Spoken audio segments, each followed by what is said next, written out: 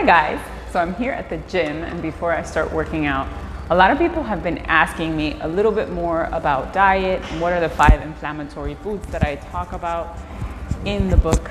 So I published this book, it's called The Truth About IBS and Anxiety. Most people in this group have probably already received the copy. If you have not, make sure that I know your email address so I can send you that copy.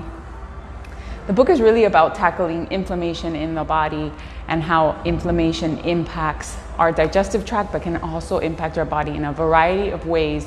You can have migraines, you can have brain fog, you can have body pains, and obviously IBS and digestive issues, as well as anxiety and emotional distress from our diet.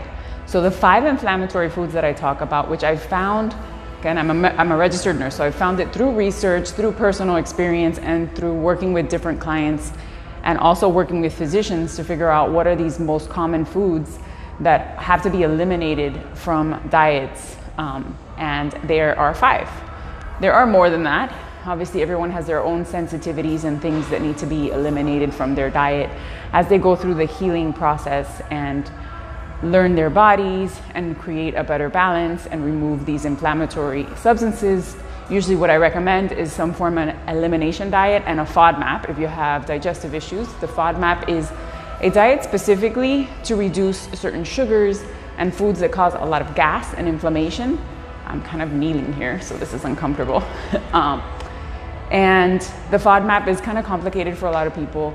So usually I recommend that you incorporate some form of elimination diet where you are actually eliminating the foods that cause the bloating to help you determine a basic diet plan that you're gonna incorporate in your lifespan, and then you're gonna start incorporating new foods and reintroducing them. That's what an elimination diet is, but it's focusing on that FODMAP.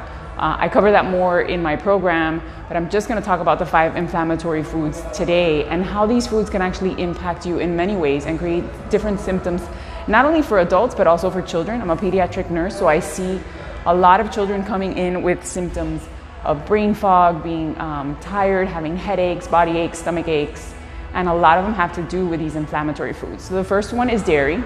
Dairy is highly inflammatory. A lot of people may develop congestion, sinus issues, have reflux, constipation, and that's very related to the dairy. It's hard to process, it's hard for our bodies to digest, and a lot of people don't have the enzymes to digest the sugars inside dairy.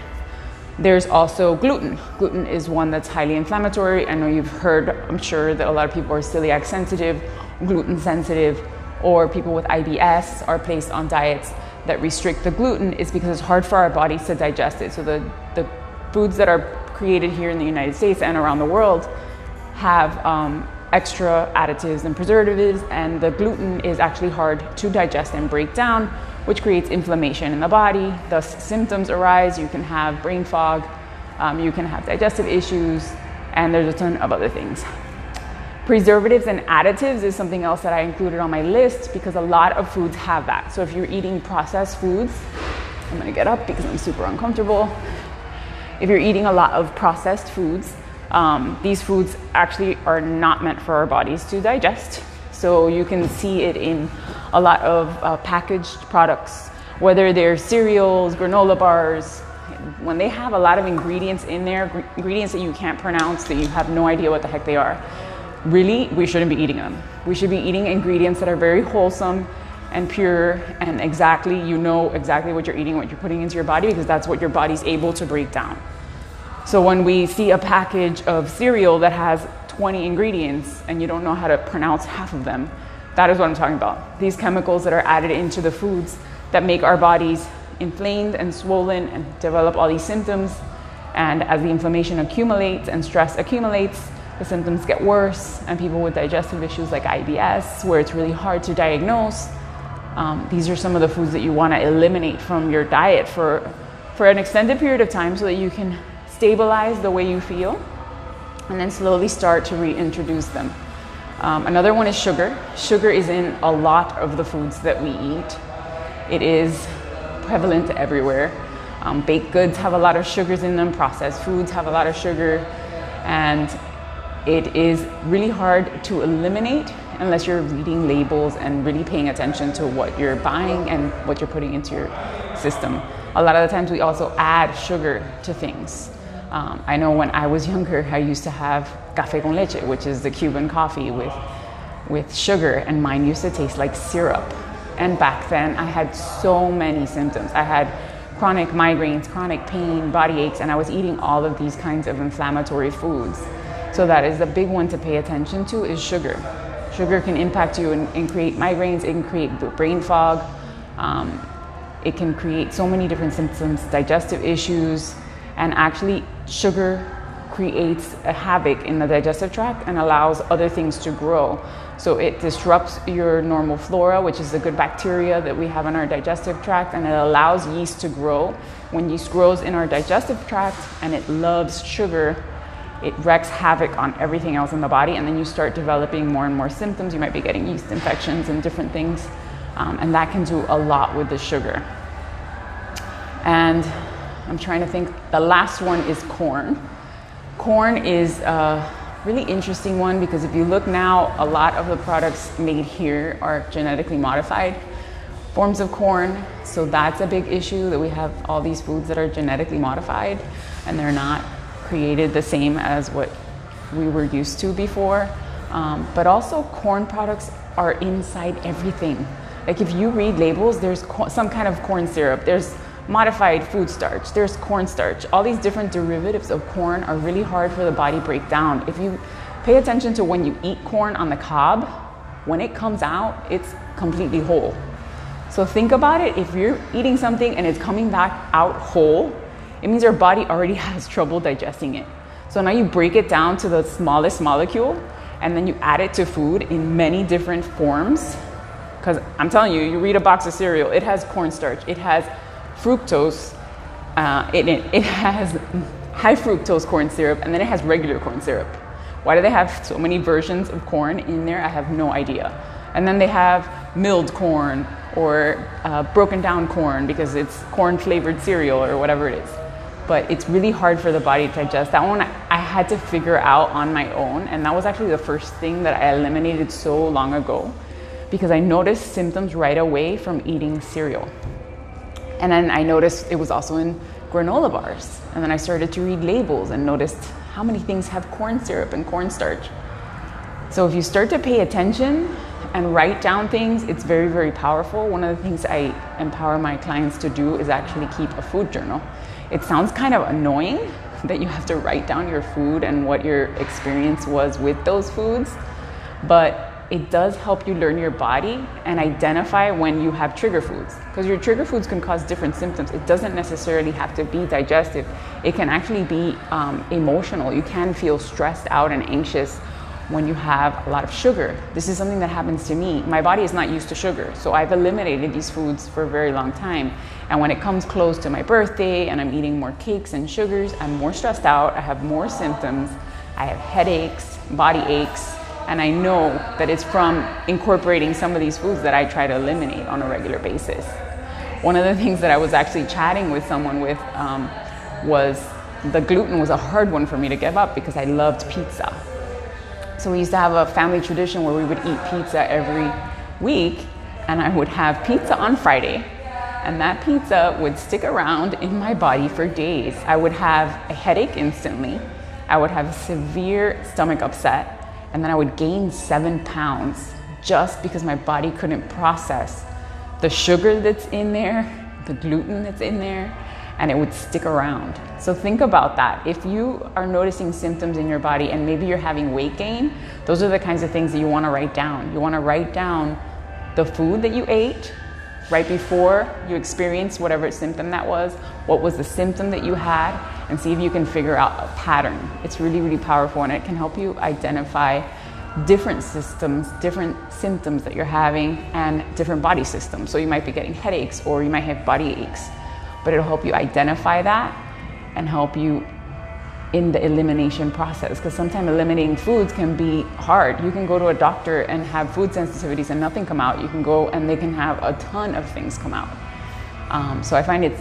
much easier for people not having to do so many tests if they just pay attention to what they're eating on a regular basis and eliminate certain foods for a short period of time and then slowly try to reintroduce them and see if these symptoms come back. And that's how we identify things. If I see there's someone watching, so if you have any questions, feel free to ask me now that I'm on before I go work out.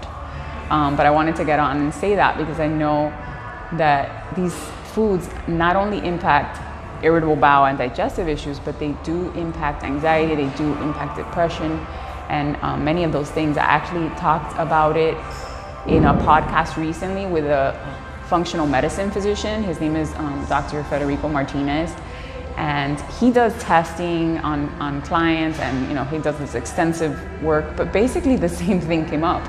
He came up with the same 5 inflammatory foods. The only thing he added in there was peanuts.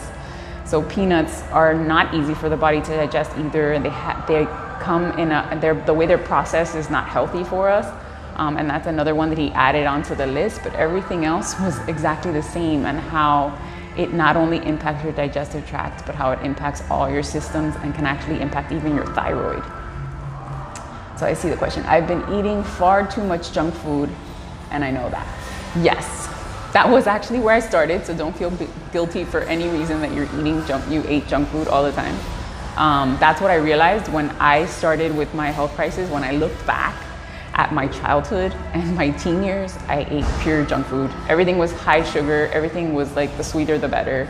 It was all processed, and I had to learn how to eliminate those foods, and I realized how much it really impacted the way I felt and how I was able to be more active and more energetic and feel better and not have migraines or body aches, because just by looking at my diet a little bit more and paying a conscious effort. Obviously, I still eat some things that aren't fabulous.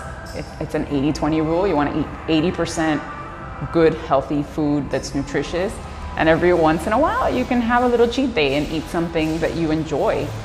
Even if it falls on this list, it's okay to have it every once in a while. But if it's causing you symptoms, it's worth looking at to see if maybe you should just eliminate it.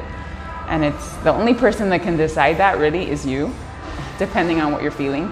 I know for me, when I feel really, really sick, that is not something I'm gonna eat again. So the pizza was one that I gave away pretty easily once I realized that those 7 pounds and the migraine and the bloating was not something I wanted to experience all the time. So I gave up that pizza. But it's up to you to decide, what are these foods?